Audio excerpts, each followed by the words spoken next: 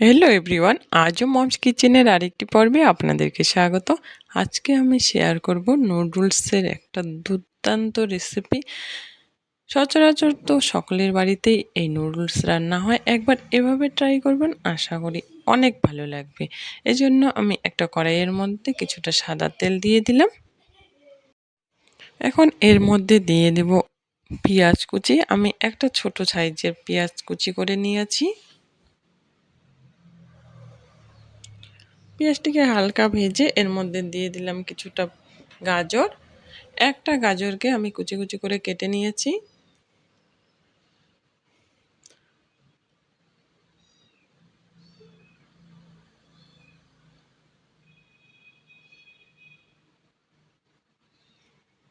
পুরো রেসিপিটা দেখার পর যদি আমার রান্না ভালো লাগে, প্লিজ আমার চ্যানেলটাকে সাবস্ক্রাইব করে আমার পাশে থাকার আমন্ত্রণ রইল।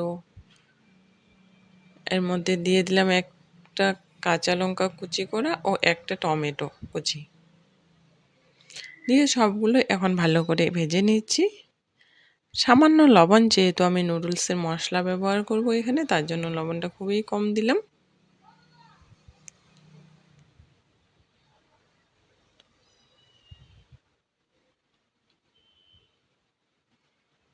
এটা ভাজা ভাজা হয়ে গেলে আমি এক সাইডে এটাকে সরিয়ে রাখবো কড়াইয়ের মধ্যেই।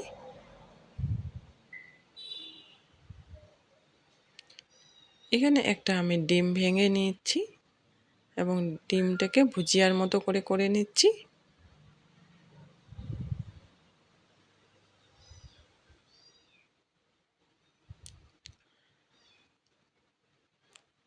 এবার সবগুলোকে আবার মিশিয়ে নেব।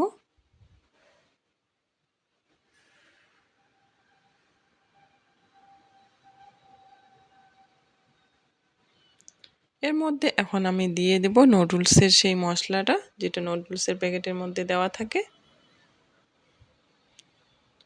আমি এখানে একটা এবং আর একটা হাফ, মানে দেড়টা নুডলসের প্যাকেট এখানে রান্না করব। আমি এখানে একটা মশলাই ব্যবহার করলাম। এবার দিয়ে দিলাম নুডলসগুলো। আমি এখানে 1 কাপ জল দিয়েছি, কারণ এর থেকে বেশি জল দেওয়া যাবে না, নাহলে নুডলসটা বেশি সেদ্ধ হয়ে যাবে। নুডলসটা সেদ্ধ হয়ে গেছে। এবার একটু এটাকে নেড়েচেড়ে এর মধ্যে দিয়ে দিলাম সামান্য পরিমাণে সয়া সস ও কিছুটা টমেটো সস দিয়ে এখন এটাকে ভালো করে ভেজে নেব।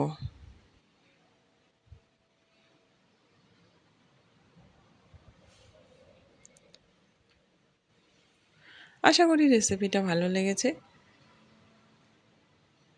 ভালো লাগলে প্লিজ লাইক করবেন, কমেন্টসে জানাবেন, বাড়িতে একবার হলেও ট্রাই করবেন। কিছুটা ধনেপাতা কুচি আমি দিয়ে দিলাম। এখন এটাকে সার্ভ করে নিব। বাস, নুডলসটা হয়ে গেছে। বেশিক্ষণ রান্না করার দরকার নেই, নাহলে আবার নুডলস বেশি নরম হয়ে গেলে ভালো লাগবে না খেতে। দেখেন নুডলসটা কতটা লোভনীয় হয়েছে দেখতে, খেতেও কিন্তু ততটাই সুস্বাদু। এরকমই নিত্য নতুন সহজ রেসিপি পেতে প্লিজ আমার চ্যানেলটাকে সাবস্ক্রাইব করবেন। এতক্ষণ সঙ্গে থাকার জন্য অসংখ্য ধন্যবাদ। দেখা হবে অন্য কোনো রেসিপিতে, ততক্ষণের জন্য ভালো থাকবেন। টাটা।